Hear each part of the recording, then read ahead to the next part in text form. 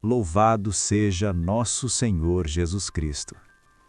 Meu irmão, minha irmã, que bom que estamos aqui hoje para conversar com calma.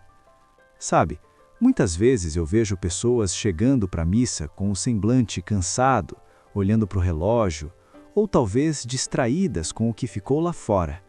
E eu me pergunto, será que nós realmente sabemos onde estamos entrando?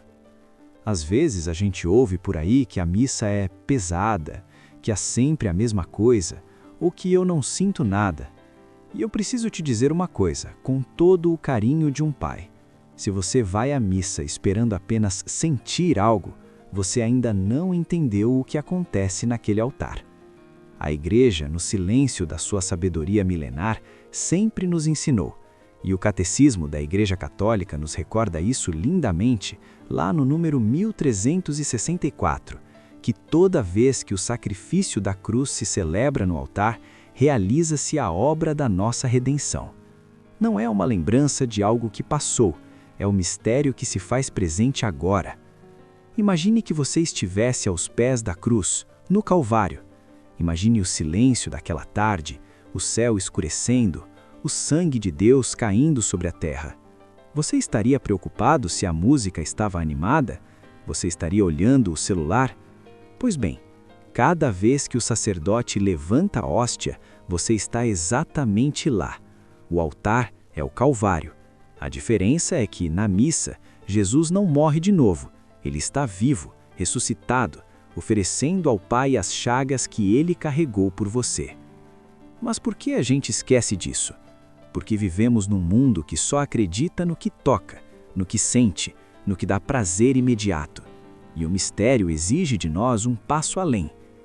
Você já reparou que no início da missa, o padre diz, "O Senhor esteja convosco", e nós respondemos, "Ele está no meio de nós"?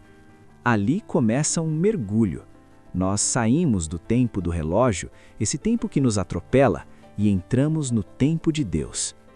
Deixa eu te perguntar uma coisa, lá no fundo do seu coração. O que você leva para o altar quando o pão e o vinho são levados? Se você leva apenas o seu corpo, você está perdendo a maior oportunidade da sua vida. Naquele momento do ofertório, você deve colocar na patena o seu cansaço, a briga que teve com seu cônjuge, a preocupação com o filho, aquela doença que te tira o sono. A missa não é uma peça de teatro onde você assiste ao padre, você é parte desse corpo. Jesus quer pegar a sua vida humana e transformá-la em algo divino. Pense numa gota de água que o padre coloca no vinho dentro do cálice. Reparou que ele faz isso? Aquela gotinha é você. O vinho é a divindade de Cristo. Uma vez que a gota cai no vinho, ela não pode mais ser separada. Ela se torna uma só coisa com o vinho. É isso que acontece com a sua vida na missa. A sua humanidade pequena é mergulhada na divindade de Deus. Muitas vezes a gente ouve, "Ah, padre, mas eu rezo em casa, não preciso ir à missa." Rezar em casa é lindo, é necessário, mas em casa você fala com Deus. Na missa, Deus se entrega a você.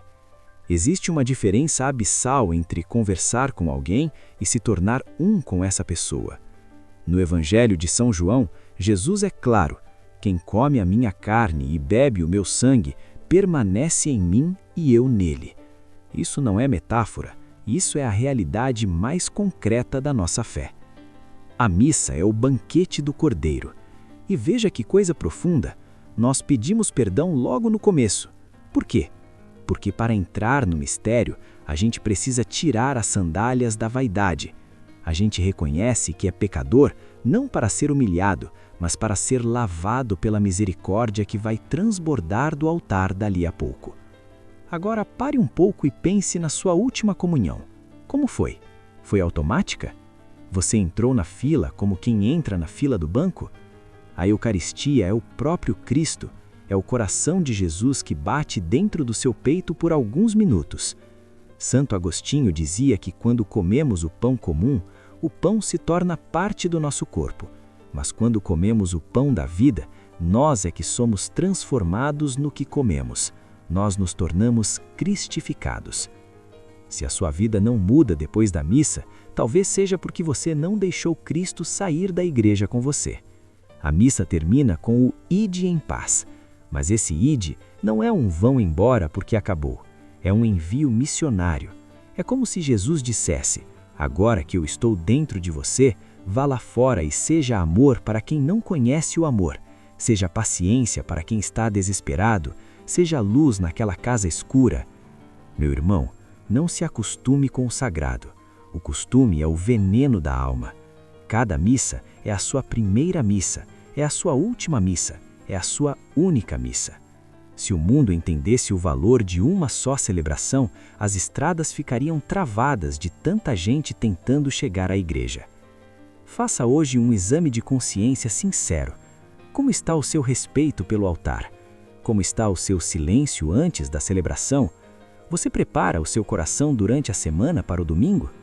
Lembre-se, o domingo é o dia em que o sol da justiça levanta sobre a nossa história. Sem a missa, nós não aguentamos o peso da vida. Com a missa, o peso da vida se torna o jugo suave de Cristo.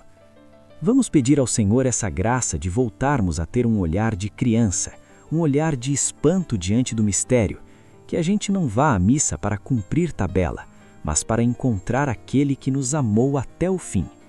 Senhor Jesus, que estais presente verdadeiramente no sacramento do altar, perdoai as vezes em que fomos indiferentes à vossa entrega.